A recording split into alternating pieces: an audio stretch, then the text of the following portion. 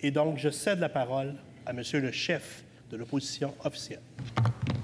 Monsieur le Président, c'est avec beaucoup de tristesse que nous avons appris le décès de Benoît Pelletier. On l'a dit, il a été élu à 3 reprises député de Chapleau entre 1998 et 2008. Il a occupé différentes fonctions ministérielles pendant 6 ans, de 2003 à 2008. D'abord et avant tout, Benoît Pelletier, c'était un homme de famille, un homme respectueux de tous, drôle, intelligent, un excellent communicateur, auteur de nombreuses publications juridiques et politiques. Il était toujours prêt à mettre ses connaissances au service des gens, un homme extrêmement généreux de son temps, de ses conseils. Il était membre du Barreau du Québec depuis 1982. Il a obtenu 2 doctorats en droit, d'abord de l'Université de Paris I Panthéon-Sorbonne et de l'Université d'Aix-Marseille. En 2008, après un parcours politique très bien rempli, il était retourné à l'enseignement du droit à l'Université d'Ottawa. Et en 2022, reconnu par la communauté universitaire de l'Université d'Ottawa, il a été reconnu professeur émérite. Et c'était la première fois qu'un professeur de la section de droit civil de la Faculté de droit recevait cette reconnaissance. Pierre Thibault, doyen adjoint de la Faculté de droit civil à l'Université d'Ottawa, a dit ce qui suit, et je vais le citer. « Benoît Pelletier était rigoureux, discipliné, pédagogue hors pair, un professeur aimé de ses étudiants et étudiantes.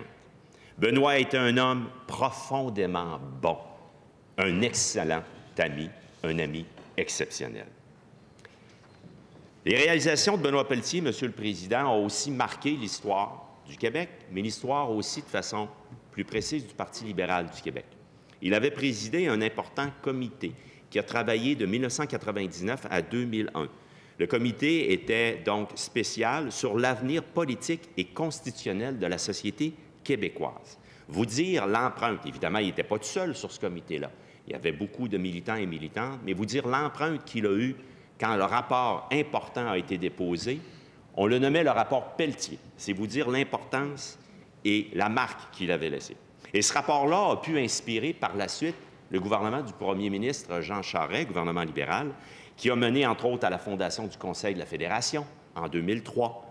En 2004, une première en santé, une entente asymétrique et une reconnaissance de l'asymétrie au sein de la Fédération canadienne. Un legs marquant.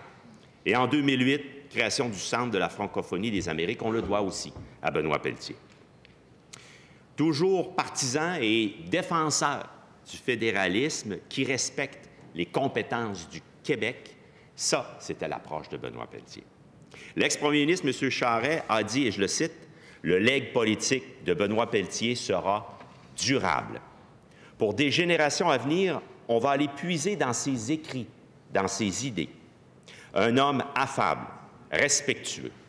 Benoît aimait la politique et la politique aimait Benoît. » Fin de la citation. Les reconnaissances sont multiples. Prix d'excellence en enseignement à l'Université d'Ottawa en 1998, officier de l'Ordre national du Québec 2014, élu membre de l'Ordre national du Canada en 2016 et médaille d'honneur en 2022 de l'Assemblée nationale témoignent de toute la reconnaissance que la nation québécoise a témoigné envers M. Pelletier. Et il était important aujourd'hui, en cette Assemblée nationale, de lui rendre un hommage tout particulier. Nous tenons, bien évidemment, à exprimer nos plus sincères condoléances à sa famille et à ses proches, son épouse Danielle, ses enfants Florence, Françoise, Jean-Christophe, Mathilde, son frère Claude et ses sœurs Louise, Diane et Marie. Merci, Benoît Pelletier.